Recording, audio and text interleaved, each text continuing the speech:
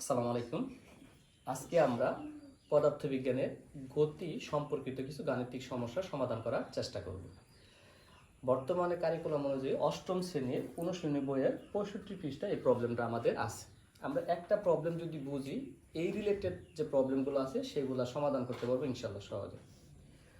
যেখানে প্রবলেমটা বলছে একজন ট্রাক চালক 60 কিলোমিটার বেগে ট্রাক চালাচ্ছিলেন, 50 মিটার দূরে একজন পথচারীকে দেখে সঙ্গে সঙ্গে ব্রেক চাপ দিলেন।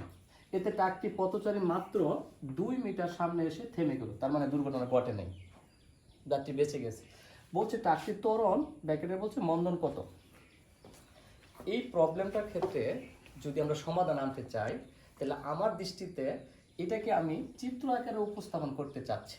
পরীক্ষার খাতায় অবশ্য চিত্র আঁকাইতে হবে না, চিত্রটা দিচ্ছি আপনাদের বোঝার সুবিধার্থে। চিত্রটা হলো এক ধরনের ভাষা, যেটা আমাদের প্রকাশভঙ্গি করবে।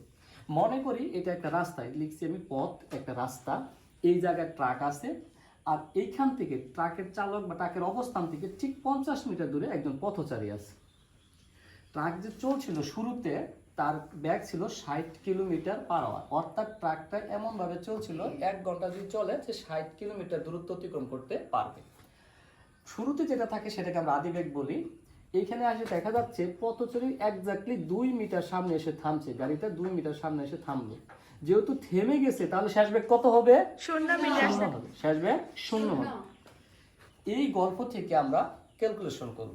পদার্থবিজ্ঞানের যদি কোনো সমস্যা সমাধান করতে চাই, উদ্দীপকে যে যে বিষয়গুলো আছে সেগুলো যদি একবার আমরা নোট করি বা খাতায় লিখি, তাহলে আমাদের কিন্তু একটা আইডিয়া আসে যে আমরা কি সমস্যার সমাধান করতে চাচ্ছি বা কিভাবে সমাধান করতে হবে। এখানে আমরা সাজাচ্ছি আদিবেগ। শুরুতে কত? আদিবেগকে আমরা ইউ দ্বারা প্রকাশ করি, 60 কিলোমিটার পার আওয়ার। আদিবেগ 60 কিলোমিটার পার আওয়ার। তবে একটা বিষয় জেনে রাখা ভালো, আন্তর্জাতিকভাবে এককটা সেম হতে হয়, যেটাকে আমরা এসআই একক বলি বা ইন্টারন্যাশনাল সিস্টেম বলি। এই এসআইটা মূলত এমকেএস পদ্ধতি ফলো করে। দৈর্ঘ্যের ক্ষেত্রে মিটার, বরের ক্ষেত্রে কিলোগ্রাম, সময়ের ক্ষেত্রে সেকেন্ড। তাহলে আজকে আমাদের এই কিলোমিটার রাখা যাবে না, ঘন্টা রাখা যাবে না, নিতে হবে কিসের? মিটার এবং সেকেন্ড। নেওয়ার সিস্টেমটা কি আমাদের? এই 60 কিলোমিটারকে 1 দা ভাগ করলাম, তাহলে 60কে 1 দা ভাগ করলে 60ই থাকে আমাদের। এই কিলোমিটার লিখছি, আওয়ার লিখছি। এই কিলোমিটারকে কিলোর পরিবর্তে হাজার, হাজারটা গুণ করছি, দ্যাট মিনস মিটার হয়েছে। আর ঘন্টায় 1 ঘন্টা সমান 60 মিনিট, আবার 1 মিনিট সমান 60 সেকেন্ড। তো 60 ইন্টু 60 সেকেন্ড। এইখানে একটু ক্যালকুলেশন করছি টেকনিক্যালি, দেখেন এই শূন্য মোকাবেলা করছে আউট, এই শূন্য মোকাবেলা করছে আউট। তাহলে 6 6 36, 36কে যদি 10 দা ভাগ করি তাহলে 3.6 হয়। আমি এভাবে গেলাম কেন? একটা উদ্দেশ্য আছে। কেউ যদি পরীক্ষার হলে এইটুকু না করে সরাসরি 3.6 দা ভাগ করি, তাহলে যে কোনো কিলোমিটার পার আওয়ারকে 3.6 দা ভাগ করলে মিটার সেকেন্ড ইনভার্স 1 হবে। যদি আমি এরকম বলি যে Shakib Al Hasan kilometre per hour সমান সমান কত মিটার সেকেন্ড ইনভার্স 1, তাহলে আমি একে শুধু 3.6 দা ভাগ করব, তখন কিলোমিটার পার আওয়ার বাদ দিয়ে কি হবে? Metre second inverse 1। তার মানে আমি বলতে চাচ্ছি যে কোনো কিলোমিটার পার আওয়ারকে 3.6 দ্বারা ভাগ করলে সেটা অবশ্যই মিটার সেকেন্ড ইনভার্স 1 হবে। এটা কিন্তু যুক্তি আছে এই জায়গায়, বুঝতে পারছি আমরা সবাই? বুঝতে পারছি? ওকে, এটা আমাদের অ্যাডমিশন টেস্টে বা এমসিকিউ টেস্টে টাইম সেভ করবে, এই জন্য এই কাজটা করলাম। তাই মিটার সেকেন্ড ইনভার্স 1 হলো। তাহলে আমরা পাইলাম আদিবেগ।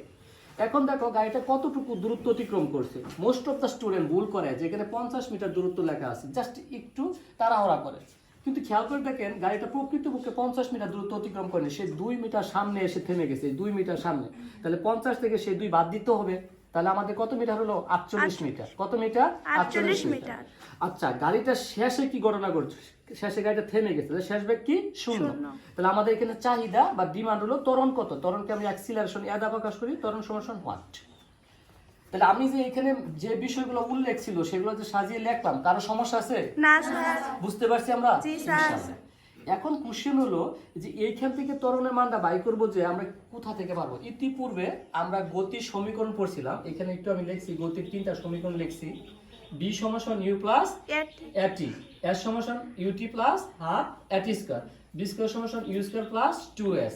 আমরা অনেক স্টুডেন্ট পরীক্ষার হলে ভুল করি যেটা, যে এই সমস্যার সমাধান কোন সূত্রটা পারফেক্ট হবে, কোন সূত্রটা অ্যাপ্লিকেশনটা আমি করব, এটা আমাদের একটু প্রবলেম হতে পারে। কিন্তু আমি একটা টেকনিক দিতে চাচ্ছি যাতে আপনার এই প্রবলেমটা না হয়। মূলত এই যে গতির সমীকরণগুলো আসছে এখানে কয়েকটা রাশি আছে, যেমন আদি বেগ, সময়, শেষ বেগ, ত্বরণ, সরণ। এখানে একটা বিষয় বলি, এই যে একটা শব্দ আছে, আমরা পরিচিত হয়েছি বাংলাদেশে একাডেমিক সিস্টেমে, উদ্বাস, UTBAS, উদ্বাস। এই উদ্বাসে এখানে আমি বলতে চাচ্ছি পাঁচটার মধ্যে আদি বেগ, সময়, শেষ বেগ, ত্বরণ এবং দূরত্ব বা সরণ। এটি দিয়ে কিন্তু আসলে মূলত এই সমীকরণগুলা, এগুলো দিয়ে কি সমীকরণগুলা। এখন আপনি খেয়াল করেন আপনার এই অঙ্কে কি দেওয়া আছে, স্যার আদিবেগ দেওয়া ছিল, আদিবেগ কত আছে 16.67, কি দেওয়া আছে আমার সরণ দেওয়া আছে বা দূরত্ব দেওয়া আছে কত 48, শেষ বেগ কি দেওয়া আছে 0, ত্বরণ চাইছি, ত্বরণ দেওয়া নাই কিন্তু ত্বরণ একে ফাইন্ড আউট করতে বলছে, ত্বরণ বের করতে বলছে, ত্বরণ কি করতে বলছে, বের করতে বলছে। তাহলে একটা ব্যাপার খেয়াল করে দেখেন, এই যে পাঁচটার ভিতরে টি কিন্তু নাই, টি এর মান দেওয়া নাই বা টি আপনাকে ফাইন্ড আউট করতে বলে নাই। তাই একটা কাজ করবো সবাই, টি সমৃদ্ধ বা টি যেখানে আছে সেই সমীকরণগুলো বাদ দিব। তাহলে প্রথম সমীকরণে বি সমান নিউ প্লাস টি, তাহলে এই সমীকরণটা হবে না, কারণ এখানে টি দেওয়া আছে, টি এর মান আমার দেওয়াও নাই, টি এর মান বাই করতে বলে নাই। দ্বিতীয় সমীকরণে টি আছে, এইটাও হবে না। দেখো এই 3 নাম্বার সমীকরণ বি স্কয়ার সমান ইউ স্কয়ার প্লাস 2as, এইটা এখানে অ্যাপ্লিকেবল হবে। তাহলে কি আমরা টেকনিকটা ধরতে পারছি কোন সূত্র দ্বারা অঙ্কটা সমাধান করতে হবে? জি স্যার। ক্লিয়ার? জাস্ট আমরা খেয়াল করব কি কি মান দেওয়া আছে আর কি মান চাইছে, এরপরে যে রাশিটা দেওয়াও নাই বা তার মান বাইর করতে বলেও না তাকে আমরা টিক দিব, তাকে আমরা বাইর করে দিব। অর্থাৎ এই ক্ষেত্রে টি সমৃদ্ধ সমীকরণ আমরা বাদ দিব, টি সমৃদ্ধ সমীকরণ আমরা বাদ দিব। সবাই ক্লিয়ার? তাহলে আমাদের কি হয়, বি স্কয়ার সমান ইউ স্কয়ার প্লাস 2s। আমি মনে করি আগে না মান বসিয়ে আগে সমাধান নিয়ে আসি, যেহেতু আমার এ বাই করতে হবে, এই 500টা আমরা এই পাশে নিয়ে আসলাম, ইউ স্কয়ার প্লাস কি 2s, আর বিটা বি স্কয়ার এর দিকে নিলাম না, শুধু আমার এটা টার্গেট। তাহলে 2s রাখলাম, এই ইউ স্কয়ার প্লাস আছে ওই পাশে গিয়ে মাইনাস হয়েছে, তাহলে এখানে গুণ অবস্থায় আছে, শুধু আমি এ রাখলাম, তাহলে 2s দ্বারা ভাগ করে এর মান বসাই, শেষ বেগ 0, এই মাইনাস আদি বেগের মান কত 16.67, স্কয়ার আছে স্কয়ার বাসি 2 × 4, ক্যালকুলেশন করলে মান আসে কত 2.89। আমাদের এখানে প্রশ্ন কিন্তু বলছিল ত্বরণ ব্র্যাকেটে বলছে মন্দন, যেহেতু ঋণাত্মক মান আসছে তাহলে এটা কি বলতে পারি আমরা, মন্দন বলতে পারি। এই আনসারটা যদি লিখতে চাই এবার লিখবো অতএব ট্রাকের ত্বরণ লিখলে আপনাকে লিখতে হবে -2.89, একক দিতে হবে, অবশ্যই একক দিতে হবে মিটার সেকেন্ড ইনভার্স 2। আর যদি আপনি লেখেন ট্রাকের মন্দন, সেই ক্ষেত্রে আপনি মাইনাস দিবেন না, কারণ মন্দন শব্দ দ্বারা বোঝাইছে ঋণাত্মকতা। Everybody clear? জি স্যার। বুঝতে পারছি কোনো সমস্যা আছে? না তাহলে স্যার। আমরা যদি ধীরে স্থিরে সমাধান করার চেষ্টা করি ইনশাআল্লাহ সফল হবো। সবাইকে ধন্যবাদ, আল্লাহ হাফেজ।